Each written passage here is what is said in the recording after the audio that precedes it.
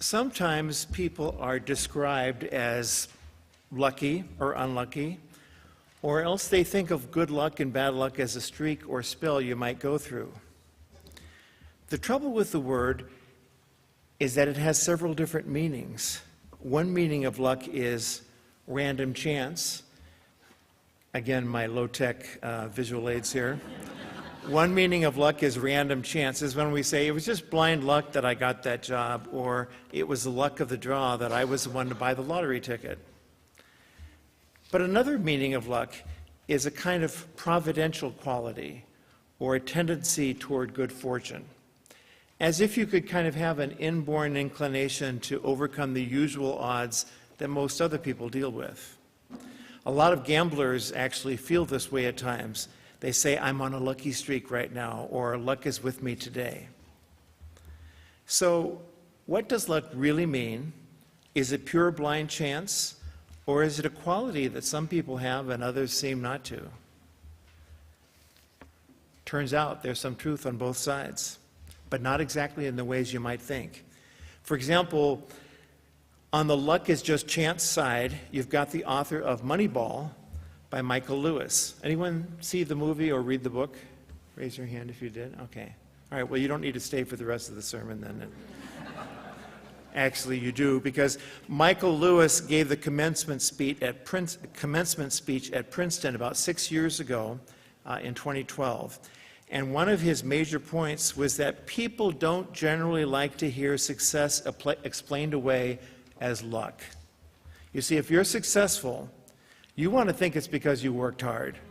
You made some good decisions, and that it isn't by accident.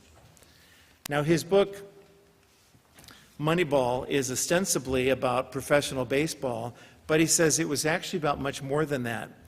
Lewis found that the teams which had the most money, like the New York Yankees at that time, spent $4.8 billion per player per year. And the poorest team at that time, the Oakland A's, spent $1.2 million per player. So New York spent 4 times as much per player as Oakland. But here's the thing. The Oakland A's were winning as many games as the Yankees were, even though they were paid on average 1/4 as much. Not only that, but the Oakland A's were winning more games than all the other richer teams were. They were getting a lot more bang for the buck. How could that be? Well, as Lewis explained it in his commencement speech and in more detail in his book Moneyball, in theory, the rich teams should buy the best players and win all the time. But the Oakland team had figured something out. The rich teams didn't really understand who the best baseball players were. The players were misvalued, and the biggest single reason they were misvalued was that the experts did not pay sufficient attention to the role of luck in baseball success. Players got given credit for things they did that depended on the performance of others. Pitchers got paid for winning games. Hitters got paid for knocking in runners on base. Players got blamed and credited for events beyond their control, where balls that got hit happened to land on the field, for example. And then he says, and this is great, I think, forget baseball, forget sports. You have to ask, if a professional athlete paid millions of dollars can be misvalued, who can't be? If the supposedly pure meritocracy of professional sports can't distinguish between lucky and good, who can? Now, Michael Lewis is not saying that talent has no bearing on success. I mean, you have to be pretty good to even get on one of those professional teams. But his message to the graduates of Princeton in 2012 and to all of us, if we're willing to think about it, is, and here again I'm going to quote him, "Don't be deceived by life's outcomes. Life's outcomes, while not entirely random, have a huge amount of luck baked into them. Above all, recognize that if you have had success, you have also had luck, and with luck comes obligation. You owe a debt, and not just to your gods, you owe a debt to the unlucky." Now, I could just end my sermon here, but I won't. You know, I could just end it saying a lot of our success, and yes, a lot of our failure, is due to things beyond our control. It's kind of the luck as chance thing. And a lot of what we've achieved, not all, but a lot, is due to the fact that we lived at the right time, under the right circumstances, and knew the right people, went to the right schools or churches, and had the right abilities that happened to be valued at this particular time in history. So given all that, maybe we should be a little more humble than conceited at our accomplishments, and maybe feel a little more grateful than entitled at the way things turn out. And you know, that could be the end of this sermon on luck, but there's another whole side to this subject that may sound contradictory at first, but actually isn't. But to hear that side, you'll have to wait till part 2.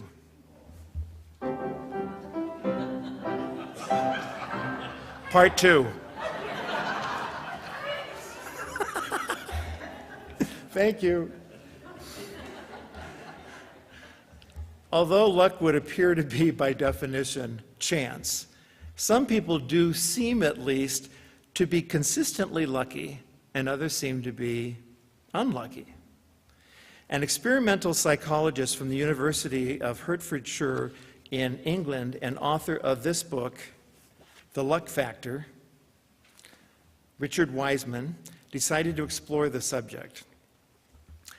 So he put ads in newspapers and magazines asking people who felt they were very lucky and people who felt they were very unlucky to contact him. 400 people, young and old, agreed to participate in his research, from an 18-year-old student to an 84-year-old retired accountant.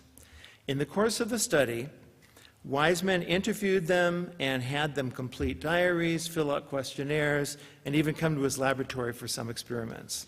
And what he found is that people who think of themselves as lucky do not have some magical ability that others don't. So it's not a propensity to good fortune, it's not that. Instead, he says, although lucky and unlucky people have almost no insight into the real causes of their good and bad luck, their thoughts and behavior are responsible for much of their fortune. Again, not all of it, but enough of it to make a difference. Here are 2 big things he found between people who consider themselves lucky and people who don't.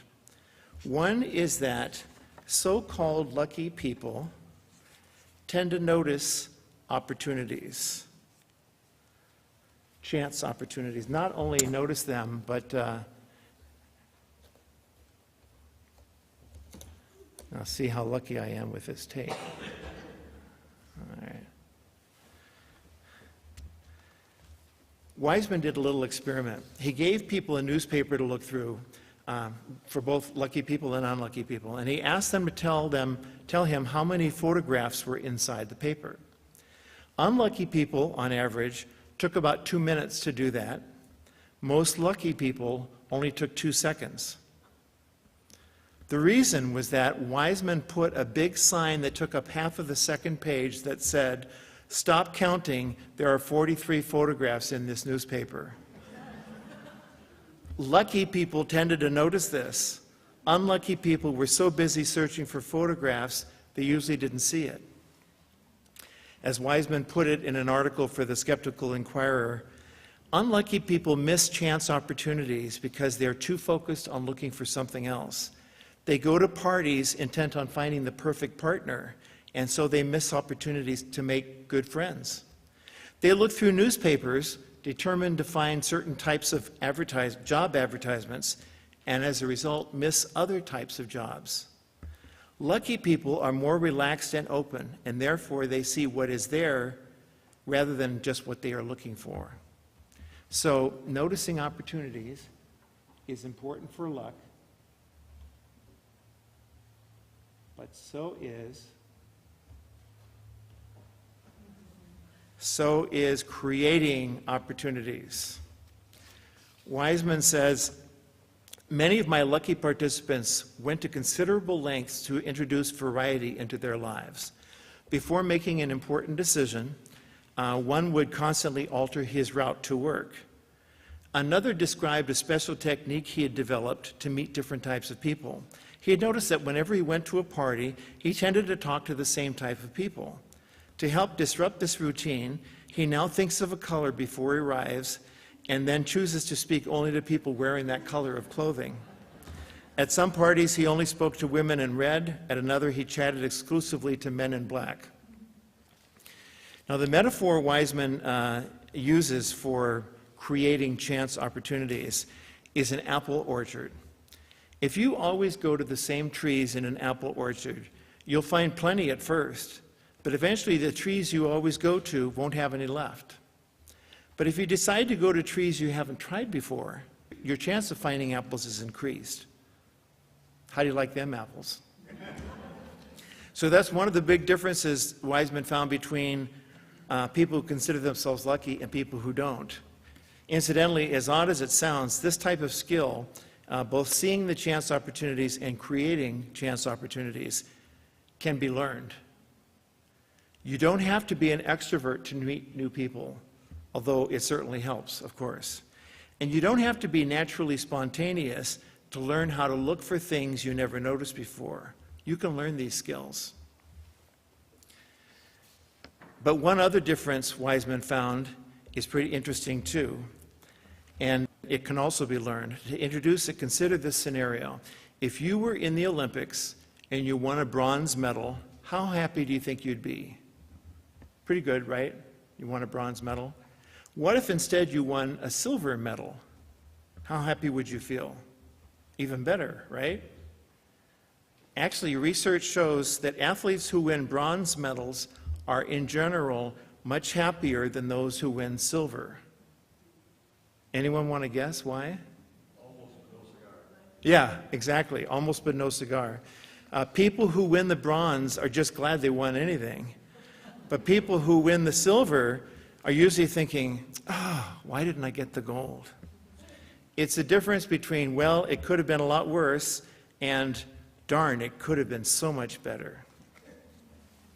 Now, Wiseman, so you might call it the glass is half full thing.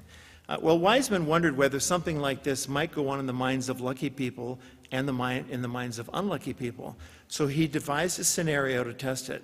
He told people, imagine you're in line at a bank and an armed robber comes in and fires a shot and wounds you in the arm. Would that be lucky or unlucky? Well, nobody thought it would be great. But people who thought of themselves as unlucky were way more likely to think it was awful, thinking what rotten luck to have been there at that particular time. Why couldn't I have been here at any other time?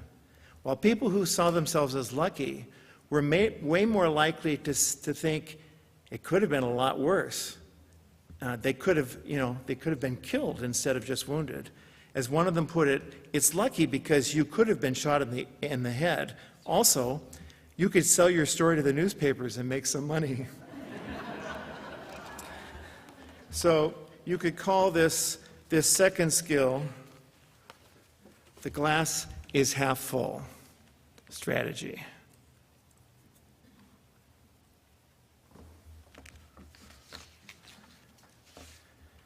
Now, there are two other luck skills that Wiseman mentions, which we don't have time to get into, so I'll just mention them here.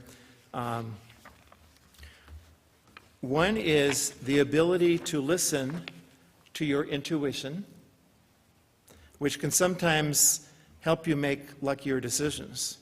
And the other is positive expectations, which sometimes are self-fulfilling prophecies. And even when they're not, you won't care that much because you've got that other skill of imagining it could have been worse. Together, he said, these make up the 4 principles of lucky living. And I'm just going to have, you won't all be able to see it here, but I'm just going to have to put it somewhere. So I'll put it there. All right. Incidentally,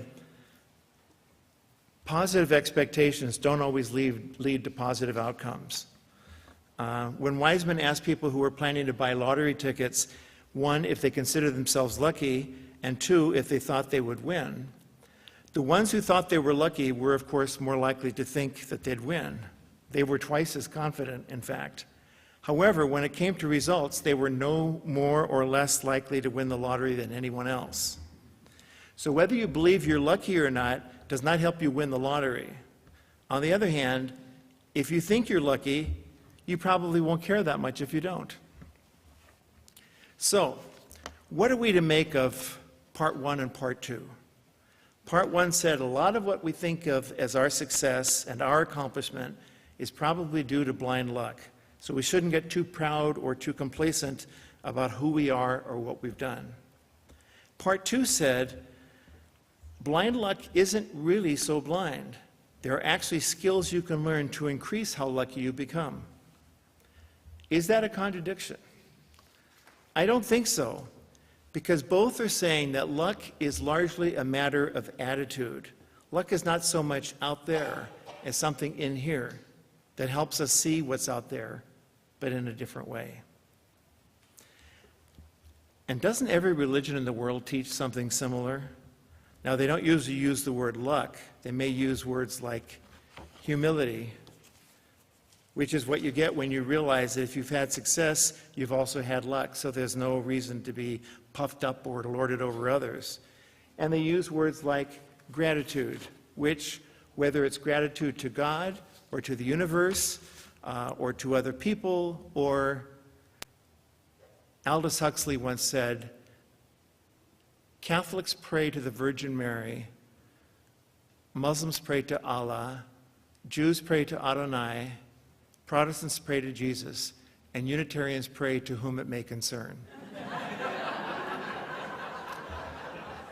So, whether for you it's gratitude to God or the universe or to whom it may concern, it means giving thanks not just for the clearly good things that come your way, but seeing even the bad things, the hard things, in the light of something bigger and something good. I read once about a woman who was driving through one of the outside bank places where you put your money in one of those little glass boxes and it gets sent out. And the person who was operating it, because there was a lot of sun out and the sun was getting into their eyes, they'd pulled down the shade so they weren't visible.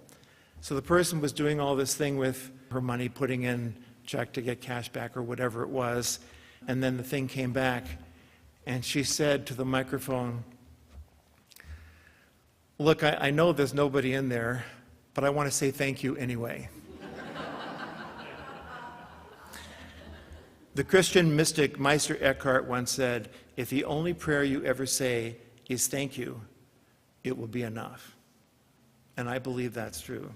So would you rise in body or spirit and join in a little ditty that I've put together?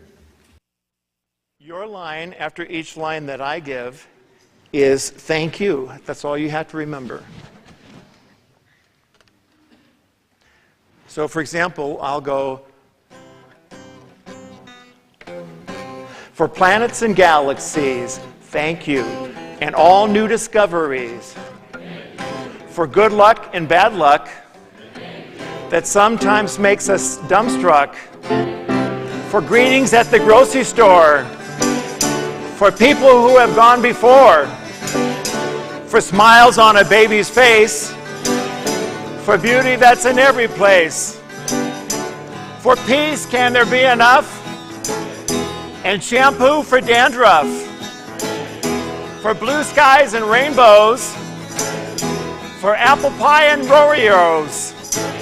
For the sun and stars above you. For blessings like I love you. For every kind of gratitude. From grumpiness to gratitude. For tears and laughter. Before and after. For hidden treasure that's so hard to measure. Joy we're sharing, for the love and the caring, for the faith that grounds us and everything around us. Sing your song now, we all belong now. We're getting pretty strong now, so let me hear your song now. Come on, let's hear it. You really got the spirit. You do not need to fear it. So come on, let me hear it. Shout your joy now. Little bit louder. Shout your joy now. For all that is our life. Thank you. Give yourselves a hand. That was great.